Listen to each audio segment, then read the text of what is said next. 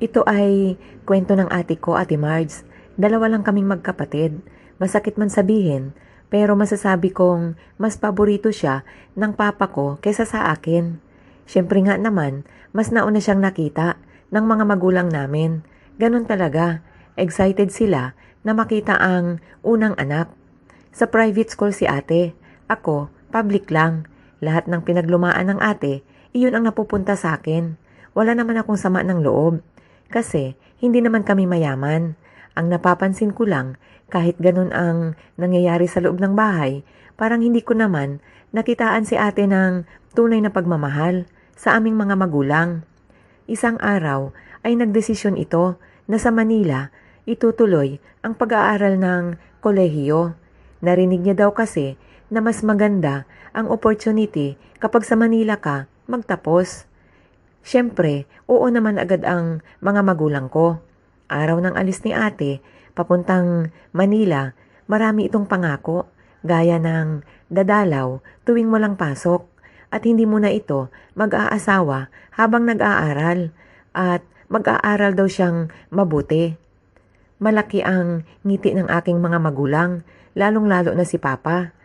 Halos araw-araw ay ipinagyayabang nito sa mga kapitbahay na nasa Manila si ate at malapit nang magkaroon ng profesional sa pamilya. Kahit ganun ang nangyayari, ay hindi ko pinababayaan ang pag-aaral ko, Ate Marge. Matuling lumipas ang 4 na taon at nakatapos na nga ang ate ko, isa itong nurse. Mula nang pumunta ng Manila ay hindi man lang ito umuwi kahit minsan. Lahat ng paliwanag niya, tinanggap naman ni mama at papa.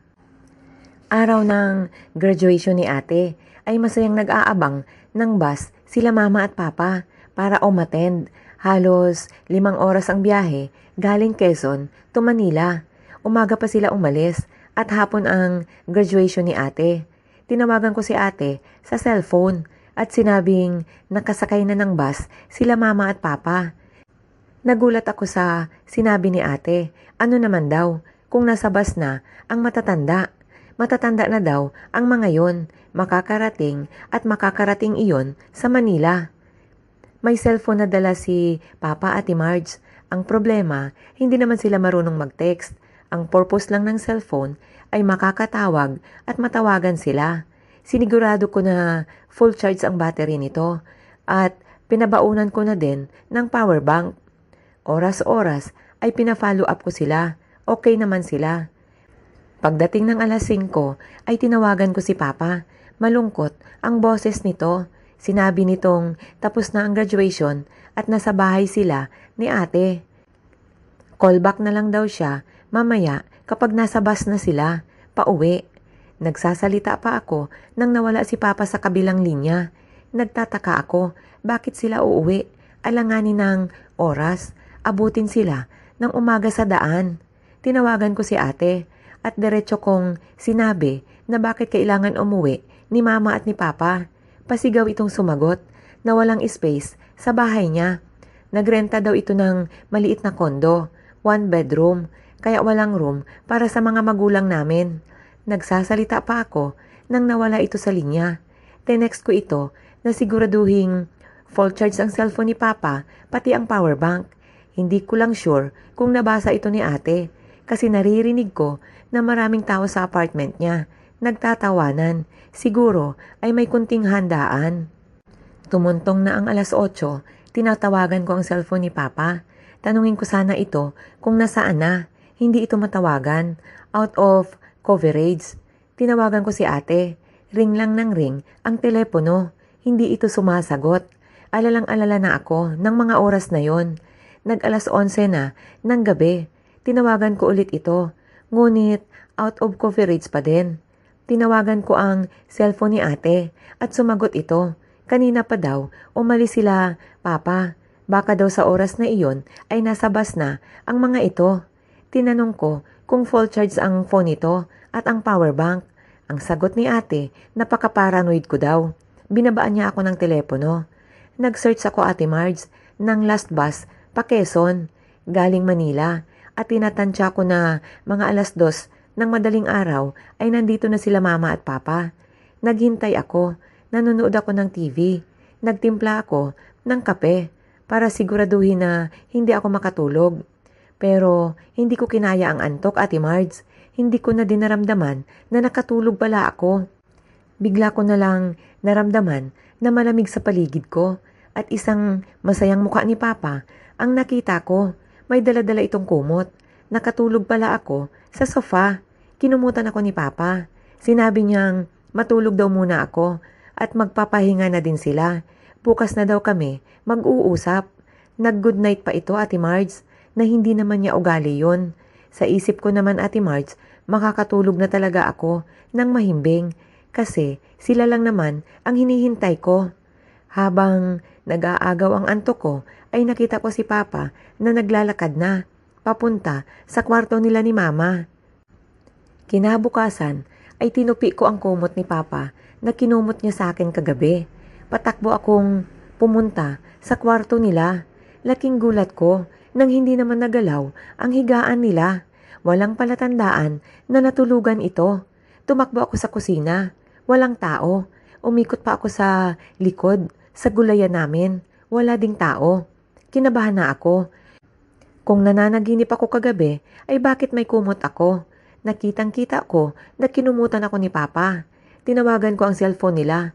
Out of coverage pa din ito. Tinawagan ko si ate. Sumagot ito. Sinabi ko sa kanyang wala sila Mama at Papa. Ramdam kong hindi naman talaga ito nag-aalala ng husto. Tinanong ko ito kung hinatid niya sa bus terminal. Sinabi niyang hindi at lasing na siya. Tinanong ko ito kung full charge ang telepono ng magulang namin. Sagot niya, paano nga daw niya iyon magagawa? Lasing na nga daw siya. Ang natandaan lang daw niya ay nagpaalam na sila Mama at Papa na uuwi na. Yun lang ang bukod tanging natandaan ni ate. Hindi ko na alam ang gagawin ko. Palakad-lakad ako sa loob ng bahay nang biglang may kumatok, Ate Marge. Ang aming barangay captain may kasamang pulis. Hindi pa man sila nagsasalita ay gusto ko nang himatayin. Sinabi nitong nakatanggap sila ng tawag mula sa Pasay Police Station. May nasagasaang 2 matanda sa pagtawid. Madilim daw kasi, hindi nakita ng driver na tumatawid si Papa at si Mama. Isa pa, hindi tumawid sila Mama at Papa sa tamang tawiran. Wala naman kasi itong alam sa Manila, Ate Marge.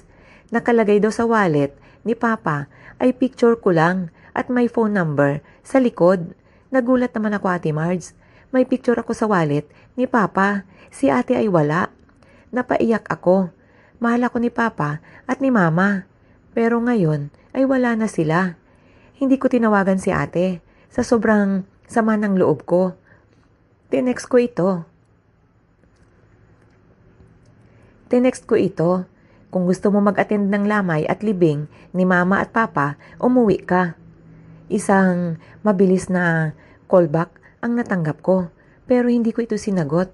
Pati text ni ate ay hindi ko na din binasa. Kung gusto niyang makita si Mama at Papa sa huling pagkakataon ay umuwi siya. Naging matigas ang puso ko, Ate Marge.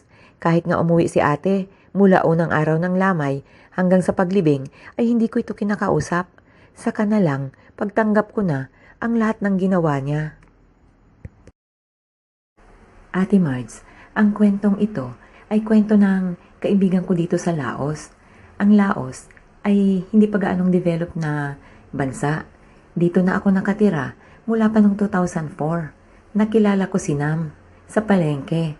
Mula noon ay palagi na siyang pumupunta sa bahay na inuupahan ko.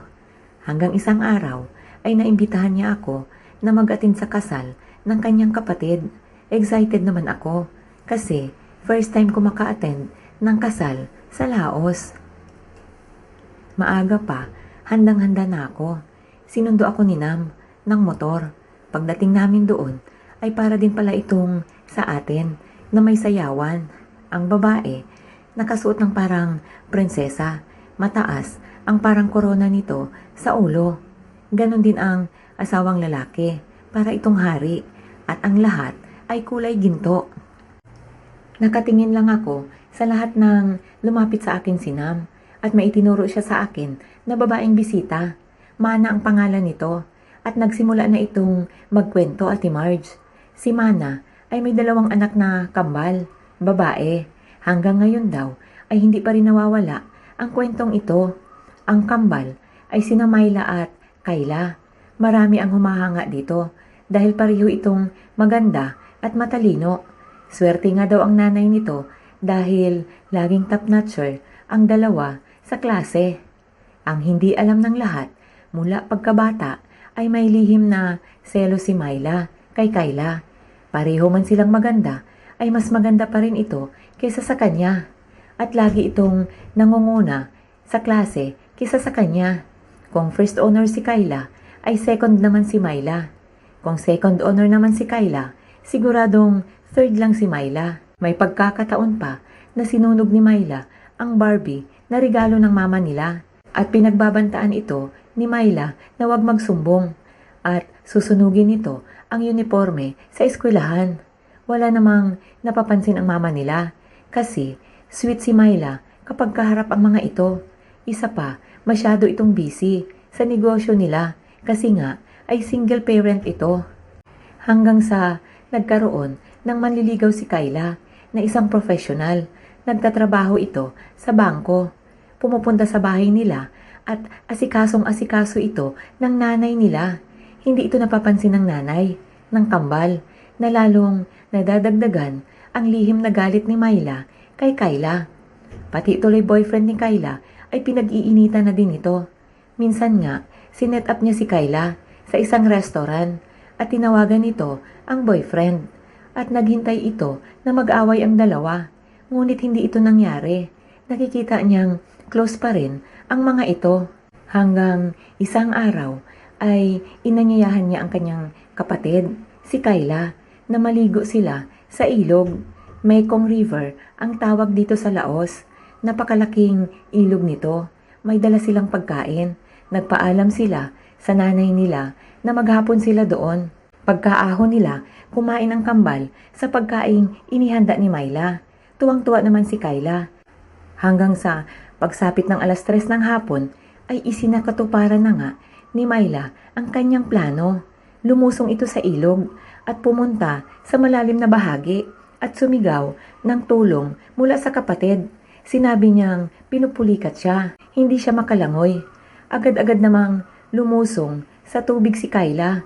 Pumailalim ito para iangat ang kapatid sa tubig nang lalo siyang inapakan ni Myla. Nagpipilit ito na kumawala. Nagpipigla si Kayla pero wala na itong nagawa. Hindi ito pinakawalan pa ni Myla. Inapakan niya ito hanggang sa hindi na ito gumalaw. Lumayo si Myla sa gitna ng ilog. Tumabi ito at nang makita niyang palutang-lutang na ang katawan ni Kayla, ang kanyang kambal ay mabilis itong tumakbo sa bahay nila at nagsisisigaw na nalunod si Kayla. At mabilis itong inagos ng tubig pababa. Walang inaksayang oras ang nanay niya. Tumakbo ito papunta sa ilog. Pagdating doon ay walang Kayla na nakalutang. Sabi ng nanay nila ay baka nakaahon ito at nakaligtas. Napasimangot si Myla. Baka nga nakaahon ito at nakaligtas. Hindi ito naging masaya. Tuloy ang search and rescue operation kay Kayla. 5 araw na ang nakalipas, walang katawan o kaya ibangkay na nakita. Tuloy ang pasok ni Myla sa eskwelahan na parang walang nangyari. Napadilat siya nang makita niyang papasok ng room si Kayla. May dala itong bag at libro. Naningkit ang kanyang mga mata sa galit. Buhay nga si Kayla. Wala siyang natutunan sa klase. Kakabantay kay Kayla. Bakit ito nandoon? Nang umuwi ito, ay pasigaw nitong tinawag ang mama niya. Sinabing si Kayla ay pumasok sa eskwelahan. Napadilat naman ang mama niya. Paanong nangyari daw, hindi naman umuwi sa bahay nila. Sinigawan ni Myla ang mama nito. Nagsisinungaling daw at pinagkakaisahan siya ng 2. Kinabukasan, sa eskwelahan, ay nakita ulit ni Myla si Kayla sa kantin. Nagkakapi ito mag-isa.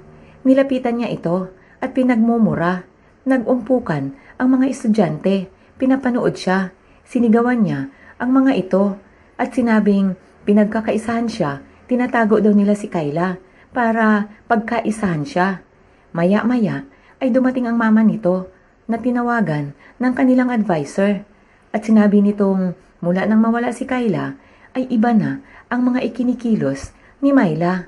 Dinala ni Mana si Myla sa doktor. Wala naman itong problema.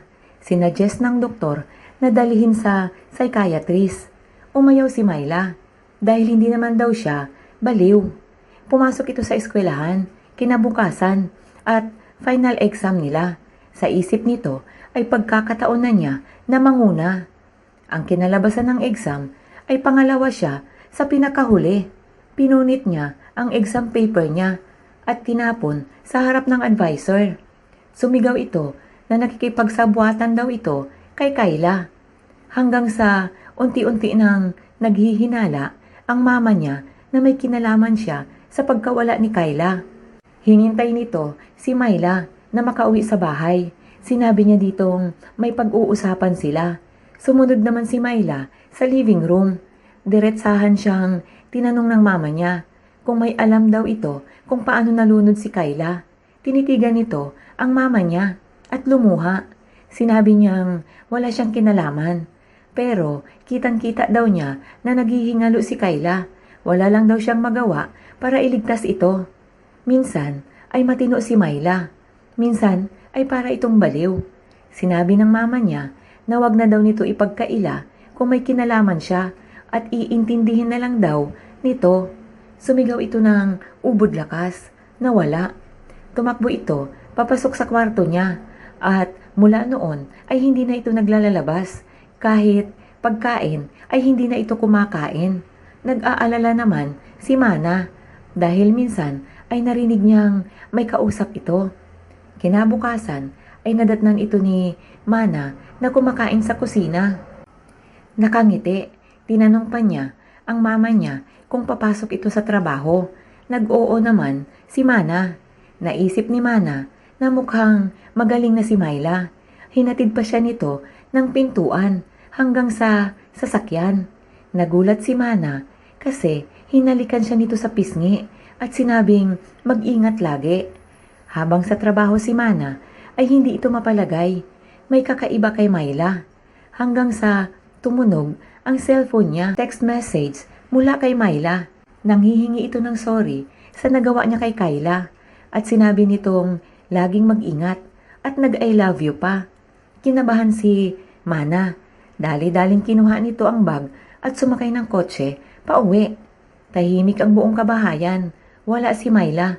Naikot na at na-check na niya ang kabahayan. Wala talaga ito doon. Nang tingnan niya ang kanyang relo, mag-alas 3 na ng hapon. Biglang pumasok sa isipan niya ang ilog. Pabilis itong nagtatatakbo, papunta sa ilog. Pagdating niya doon, ay huli na ang lahat. Tanging tsinelas at balabal na lamang ni Myla ang nasa tabi ng ilog. Eksaktong alas 3 ng hapon, oras ng kamatayan ni Kayla. Napaluhod si Mana. Wala na siyang nagawa kundi ang umiyak.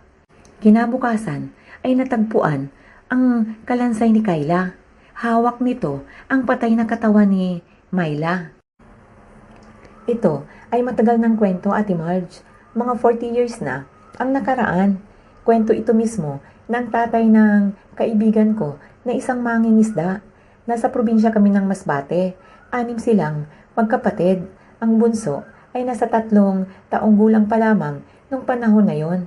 Ang trabaho ng kanyang tatay ay mangisda sa umaga at magtanim ng palay sa hapon. Masipag ito, kaya nga hindi maintindihan ng pamilya niya nang bigla na lang itong mawala. May suspect naman sila.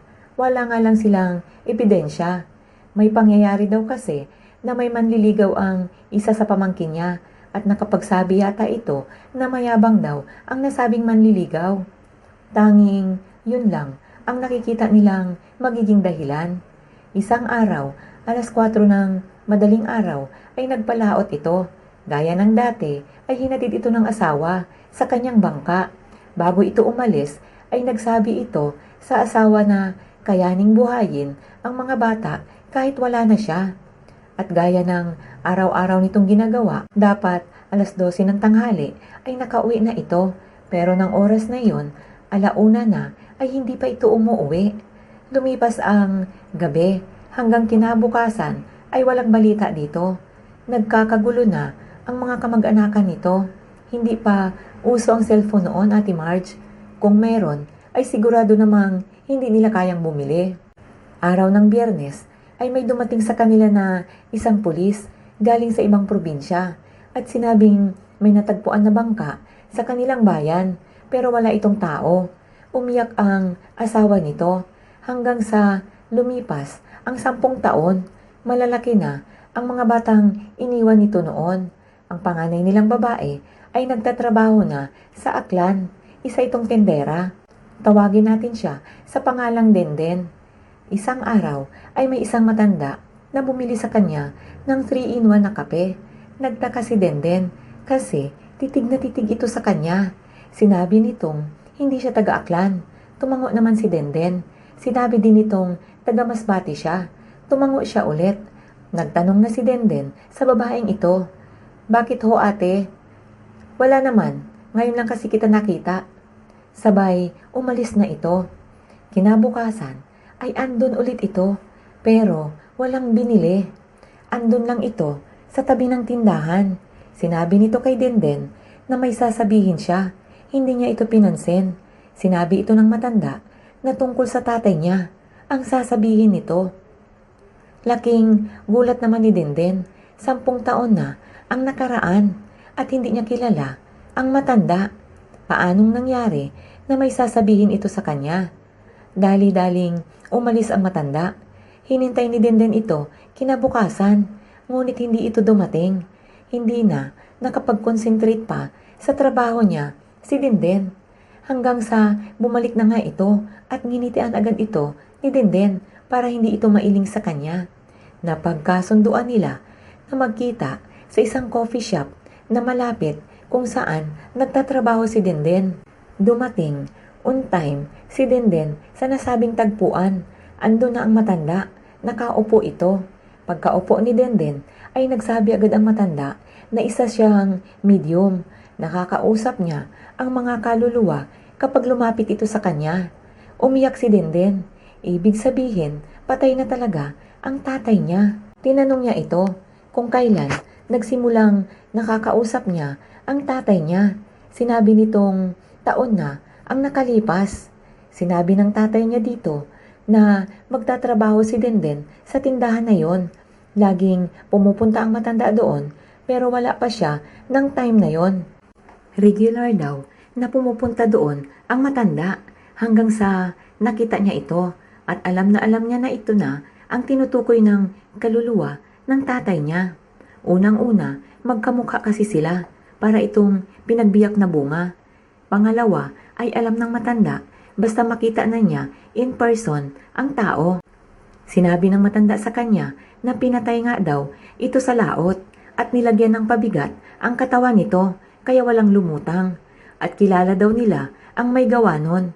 Hindi na lang daw sinabi ng kaluluwa ng tatay niya kung sino para hindi na magkakagulo ang pamilya nila.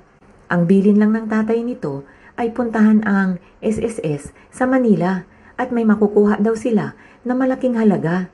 Ang tatay pala ni Denden ay isang seaman dati.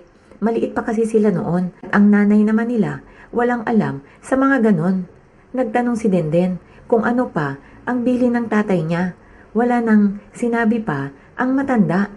Ang tanging bilin nga lang daw ay ang SSS na makukuha. Umuwi si Denden sa Masbate at sinabi lahat sa nanay niya at sa mga kapatid nito ang nangyari sa Aklan. Nakipagsapalaran sila. Dala-dala nila ang death certificate ng tatay nila. Kapag pala missing lang ang isang tao ay hindi agad ito nagagawa ng death certificate.